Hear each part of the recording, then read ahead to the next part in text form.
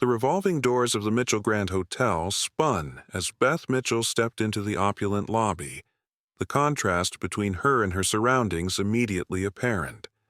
At 32, Beth's quiet confidence showed in her steady gaze, though exhaustion pulled at her shoulders after a full day teaching at her community art program.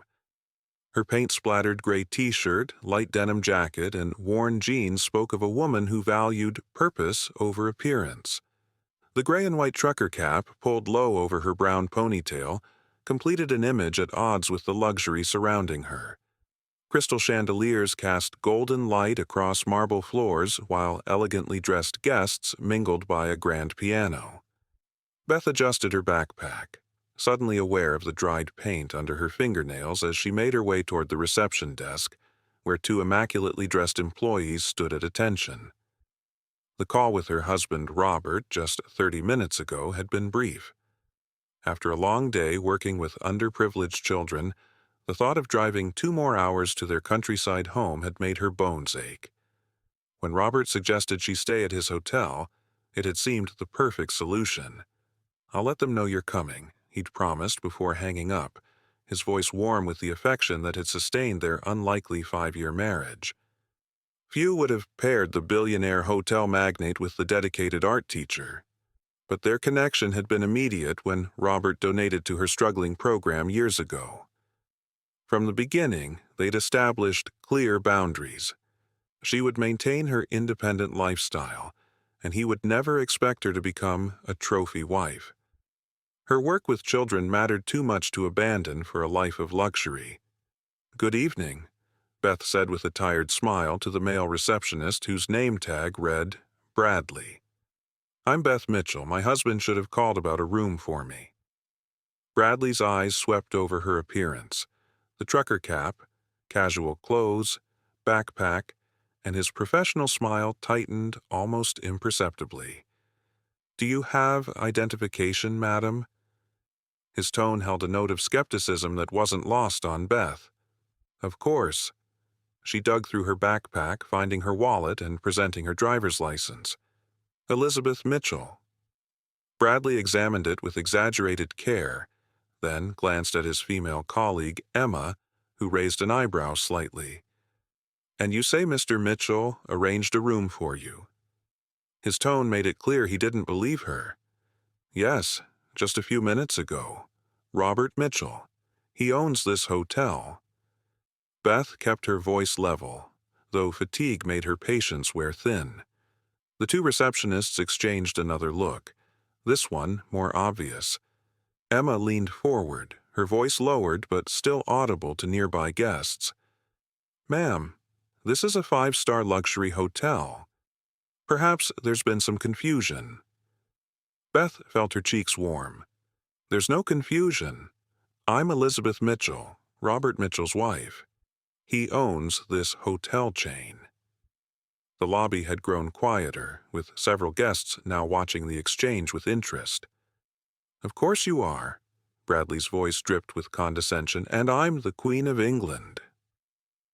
Emma stepped forward, her professional demeanor barely masking her disdain. "Listen, we get this occasionally.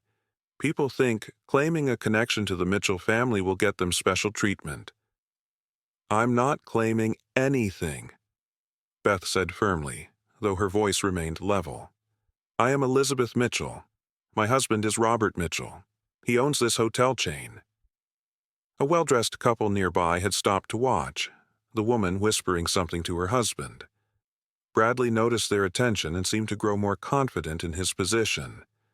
"Mrs. Mitchell," he emphasized the name with obvious disbelief, "is a former model who serves on multiple charity boards. She attended the Met Gala last month." His eyes swept over Beth's paint-stained jeans and casual t-shirt. "Perhaps you'd like to try another establishment better suited to your circumstances." Beth felt a flash of indignation. Not for herself, but for what his words represented. The assumption that worth was tied to appearance, that a woman married to wealth must look and behave a certain way. "My husband called ahead. Please check your system." Bradley sighed dramatically and made a show of typing on his computer. No reservation under Elizabeth or Beth Mitchell. No note from Mr. Mitchell either. He looked up with feigned sympathy.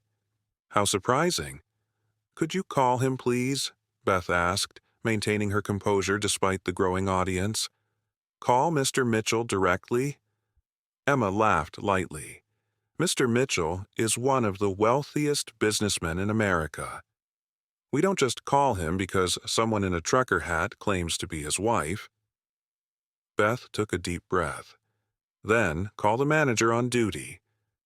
That won't be necessary, Bradley replied. Listen, we're very busy with actual guests. He gestured to the growing line behind Beth. The Cozy Inn 6 blocks down might have availability.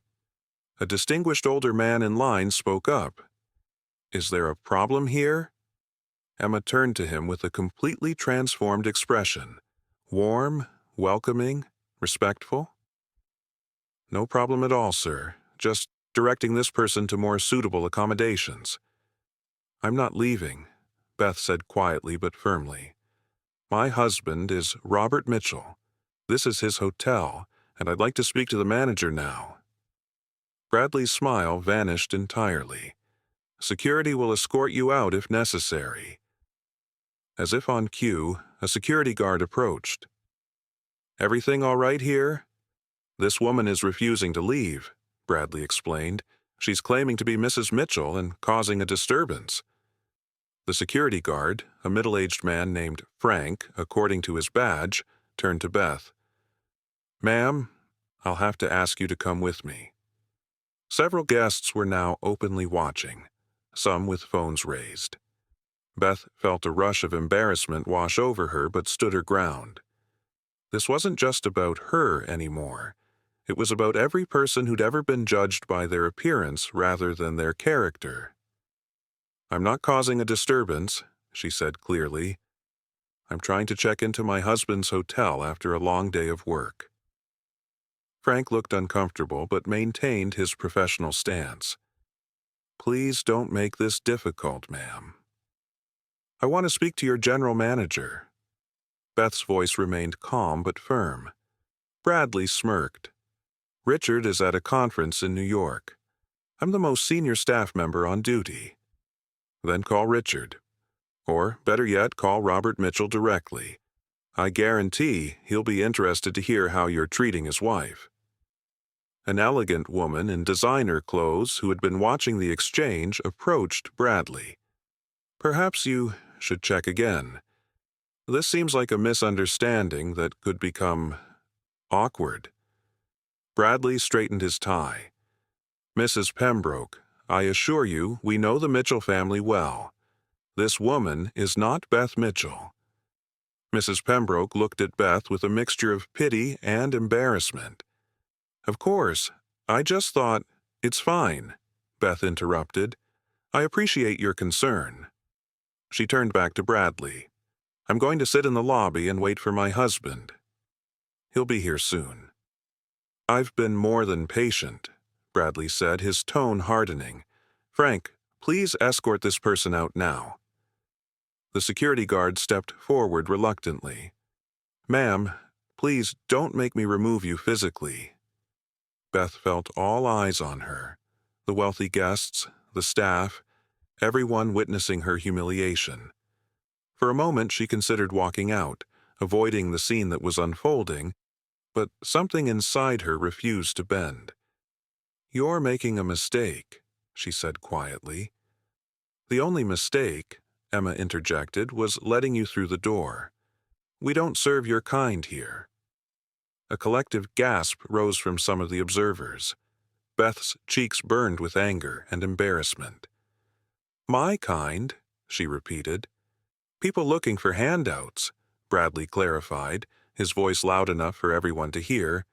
People pretending to be something they're not. Frank placed a hand on Beth's arm. Ma'am, please. Beth pulled her arm away. Don't touch me. The tension in the lobby was palpable. Some guests looked uncomfortable, others curious. A few even seemed entertained by the spectacle. Beth stood alone, surrounded by luxury, yet made to feel completely worthless because of her appearance. "We don't serve the poor," Emma hissed, her professional mask slipping completely. The words hung in the air like a physical presence, shocking in their naked contempt. Even Bradley looked surprised at his colleague's outburst. For Beth, time seemed to slow down. In that moment, she wasn't just Beth Mitchell, wife of a billionaire being denied entry to his hotel.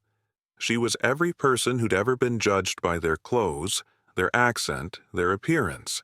Every child in her art program who'd been told they didn't belong, every dreamer dismissed before being given a chance. Frank's grip tightened on her arm. "Ma'am, I need you to leave now." As he began to guide her toward the exit, the revolving doors at the entrance spun, and a tall figure in an impeccably tailored suit stepped into the lobby. Robert Mitchell entered the Mitchell Grand with the quiet confidence of a man who knew his place in the world. At 45, his salt and pepper hair and athletic build gave him a distinguished appearance that commanded respect without demanding it. After a long flight and with meetings scheduled for the morning, all he wanted was to see his wife and enjoy a quiet dinner. As he crossed the marble floor, he immediately noticed the commotion near the reception desk. A crowd had gathered, and at its center, being escorted toward the door by a security guard, was Beth. Robert stopped, taking in the scene with practiced precision. His wife's dignified posture despite the obvious humiliation, the security guard's uncomfortable but determined grip on her arm, the smug expressions of the reception staff, the murmuring crowd of onlookers. For a moment, he simply observed, his presence unnoticed in the drama unfolding before him. In business, Robert had learned that the most revealing moments came when people thought no one important was watching. He moved forward silently, catching fragments of conversation. "Can't believe she thought that would work, claiming to be Mrs. Mitchell of all people. Some people have no shame." As he approached, Beth spotted him.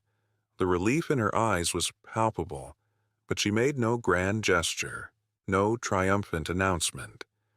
That quiet dignity, her refusal to gloat even now, was one of the countless reasons he'd fallen in love with her.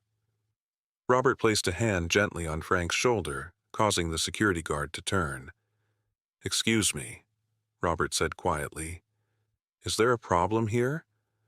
Frank's expression shifted from surprise to recognition in an instant. "Mr. Mitchell, sir, You can release my wife's arm now, Frank." The words dropped into the lobby like stones into still water, sending ripples of shock through everyone within earshot. Frank immediately let go of Beth's arm as if it had suddenly burned him. "Your wife?" he stammered. Robert moved to Beth's side, placing a protective arm around her shoulders. "Are you all right?" he asked softly. She nodded, the tension in her body relaxing slightly at his presence. Just a misunderstanding, apparently. Bradley and Emma had gone completely pale, frozen behind the reception desk. The lobby had fallen into a stunned silence with every eye fixed on the unfolding scene. "Robert," Bradley finally managed, his voice unnaturally high. "We had no idea." Robert raised a hand, silencing him instantly. When he spoke, his voice was measured, controlled, and all the more powerful for it. "I'd like to understand exactly what happened here." He looked around at the gathered crowd, the security guard, and finally the reception staff. From the beginning. Bradley's professional composure had completely evaporated. "There's been a terrible misunderstanding, sir. We didn't recognize Mrs. Mitchell." "You didn't recognize her," Robert repeated, his tone neutral but his eyes sharp. "So, naturally, you called security to remove her from the premises?" "She didn't look like—" Emma began, then stopped abruptly, realizing too late the implication of her words. "Like what, exactly?" Robert asked, his gaze fixed on her with unsettling intensity. Emma swallowed hard. "Like someone who would be Mrs. Mitchell." Robert nodded slowly as if considering this. "And what, in your professional opinion, should Mrs. Mitchell look like?" The question hung in the air, unanswered. Beth squeezed her husband's hand, a silent request for restraint. She didn't want public humiliation as revenge, even for those who had tried to humiliate her. "Perhaps," Robert continued, his voice now addressing the entire lobby, "this is an opportunity for us all to reflect on how quickly we judge others based on appearance." He surveyed the gathered crowd. "How many of you assumed my wife didn't belong here because of how she was dressed?" Several guests looked down uncomfortably. Mrs. Pembroke, the woman who had intervened earlier, stepped forward. "I apologize for not speaking up more forcefully," she said directly to Beth. "I knew something wasn't right about how you were being treated." Beth smiled genuinely. "Thank you for trying." Robert turned back to the reception staff. "Bradley, Emma, my office now?" He glanced at Frank. "You too." As they moved toward the elevator, Robert paused and turned back to address the lobby once more. "The Mitchell Grand was founded on a principle of exceptional service for all our guests, not just those who fit a certain profile. I'm deeply disappointed that principle was forgotten today." With that, he guided Beth toward the private elevator, leaving a lobby full of chastened guests and staff behind them. Robert's private office on the top floor of the Mitchell Grand offered a sweeping view of Portland's skyline, but no one was admiring the scenery. Bradley, Emma, and Frank stood rigidly before Robert's desk, while Beth sat quietly in a plush chair to the side, her backpack and trucker cap placed on the floor beside her. The contrast couldn't have been more striking. Beth in her paint-stained clothes surrounded by luxury, yet radiating a quiet dignity that made the opulence seem almost superficial in comparison. Robert stood by the window for a moment, gathering his thoughts. When he turned to face them, his expression wasn't one of rage, but of profound disappointment. "I founded Mitchell Luxury Properties 15 years ago," he began, his voice measured. "My first hotel was a renovated motel in Seattle with just 28 rooms. I still remember cleaning those rooms myself when we were short-staffed." He moved toward his desk, picking up a framed photo and turning it to show them, a much younger Robert in work clothes, standing proudly in front of a modest building. "I started with nothing," he continued. "My father was a janitor. My mother worked 2 jobs as a waitress. The suits, the office, this hotel chain, they came later." Bradley and Emma exchanged uncomfortable glances. "Sir, we had no idea it was Mrs. Mitchell," Bradley offered, his voice strained. "We would never have—" "That's precisely the problem," Robert interrupted. "You shouldn't treat anyone the way you treated my wife today, whether they're married to me or not." Emma shifted nervously. "We have standards to maintain." "Standards?" Robert's voice sharpened. "Let me tell you about standards, Emma. My wife runs an art program that serves children from all backgrounds, children whose lives are transformed because she sees their potential regardless of where they come from or what they wear." He placed the photo back on his desk carefully. "Today, while dressed exactly as she is now, Beth helped a boy who hasn't spoken in months express himself through painting. That's her standard. What's yours? Judging people by their clothes?" Frank, the security guard, looked down at his shoes. "Mr. Mitchell, I was just following protocol." "Protocol to physically remove someone who wasn't causing a disturbance? Someone who simply didn't fit your image of what a guest should look like?" Beth spoke up for the first time. "Robert, they were doing their jobs as they understood them." Her voice was gentle but firm. "That's the real issue here." Robert's expression softened as he looked at his wife. She continued, addressing the 3 staff members directly. "I'm not angry at you personally. I'm troubled by a system that taught you that worth is determined by appearance, that some people deserve dignity and others don't based on how they dress or how much money they seem to have. Bradley's professional veneer cracked, revealing genuine shame. "Mrs. Mitchell, I don't know what to say." "You don't need to say anything," Beth replied. "Just listen." Robert moved to stand behind his desk, every inch the CEO now. "Here's what's going to happen. Tomorrow morning, I'm calling an emergency meeting of all hotel managers in the Mitchell Group. We're implementing a complete overhaul of our training program with a specific focus on eliminating bias and prejudice in customer service." He turned to Emma. "The phrase, 'We don't serve your kind here,' will never be uttered in any of my hotels again. Am I clear?" Emma nodded, her face flushed with embarrassment. "Frank," Robert continued, "security's job is to protect guests, not intimidate them. New protocols will be developed immediately." Frank straightened. "Yes, sir." "And Bradley," Robert said finally, "as duty manager, the tone you set influences everyone. Your actions today reflected a culture that I never wanted to create in my hotels." Bradley looked as though he might be sick. "Will we be terminated, sir?"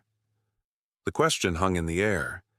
The 3 staff members stood frozen, awaiting their fate. Beth stood and moved to her husband's side. They exchanged a look, a silent communication born of deep understanding and shared values. Robert turned back to the staff. "No, you won't be terminated." Their relief was palpable, but short-lived. "Instead," Robert continued, "you'll be the first to undergo the new training program, and then you'll help implement it across all our properties." Bradley looked up, surprised. "Sir?" "Firing you would be easy," Robert explained. "Having you help transform our culture is much more valuable. You experienced firsthand how bias can lead to horrible misjudgments. That makes you perfect ambassadors for change."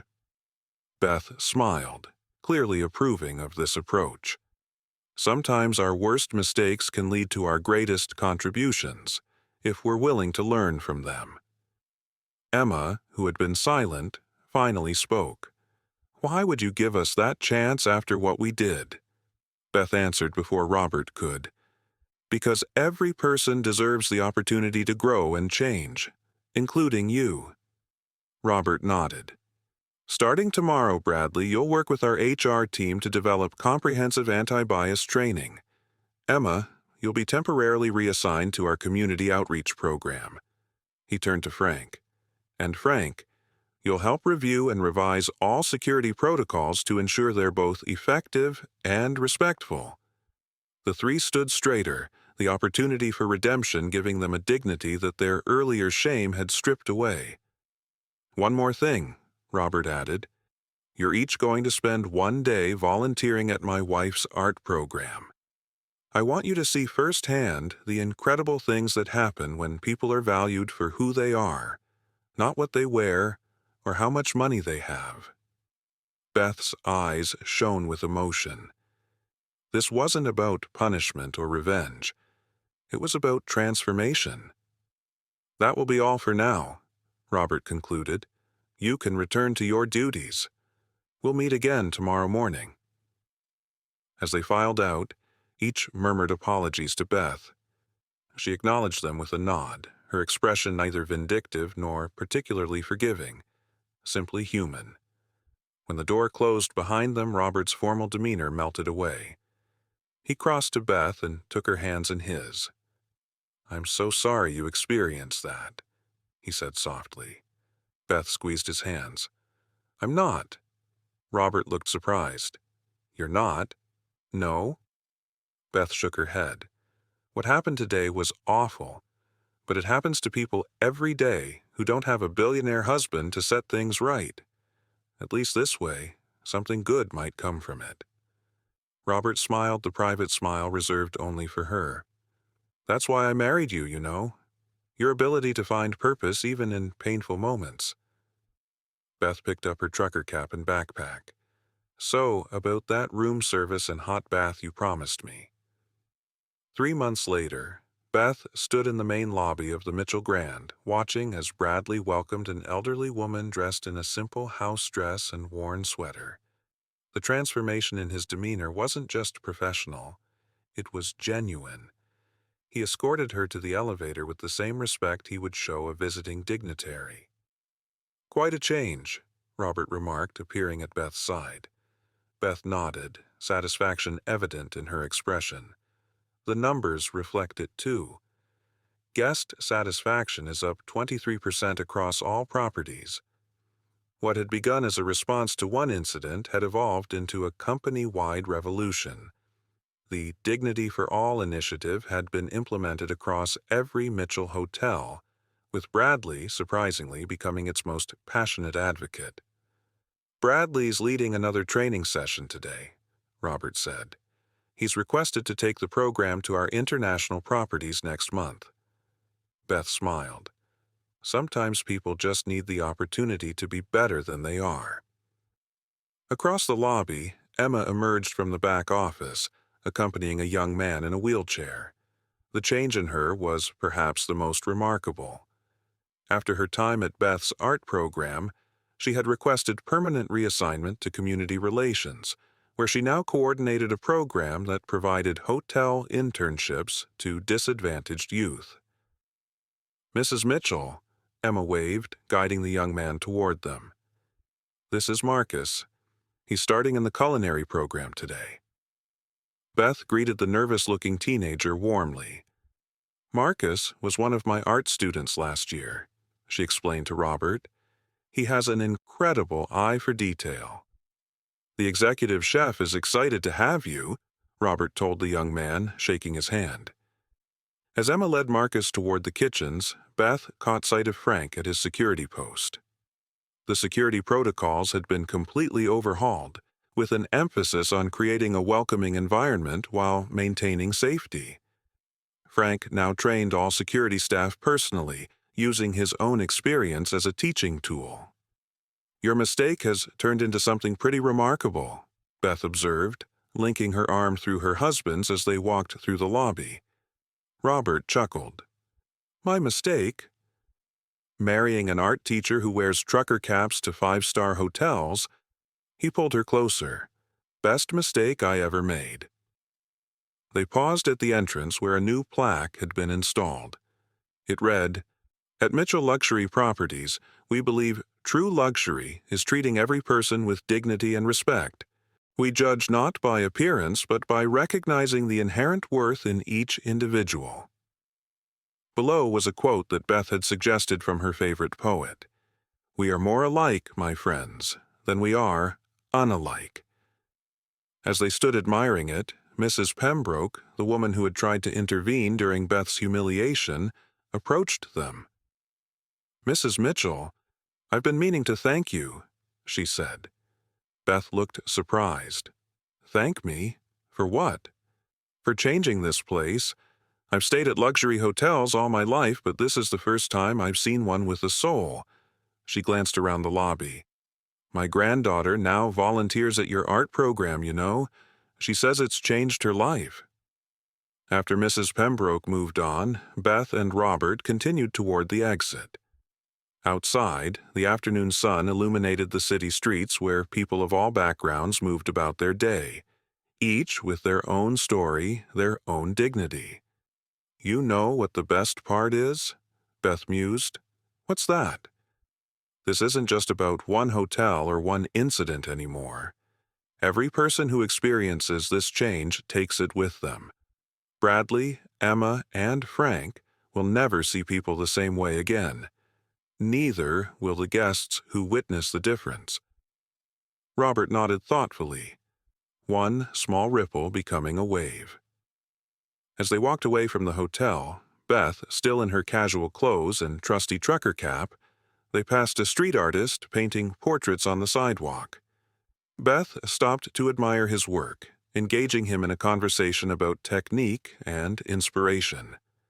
The artist, initially surprised by her knowledge, soon relaxed into an animated discussion. Robert watched with quiet pride. This was the woman he had fallen in love with, someone who could move effortlessly between worlds because she saw the humanity in everyone. Later that evening, as they drove back to their countryside home, Beth gazed out the window at the passing city lights. "Something on your mind?" Robert asked. "I was just thinking about what happened 3 months ago," she replied. "How something painful turned into something beautiful." "That's your gift," Robert said simply. "Finding beauty where others see only problems." Beth turned to her husband with a smile. "No, that's our gift now. And think of all the people who will never know they were judged by their appearance because of what we've started." As they left the city limits, heading toward the quiet sanctuary of their home, both knew that true change wasn't measured in corporate policies or training programs, though those were important. It was measured in moments of human connection, in dignity recognized and respect freely given. And sometimes those moments began with something as simple as a woman in a trucker cap walking into a luxury hotel, refusing to be defined by appearances alone.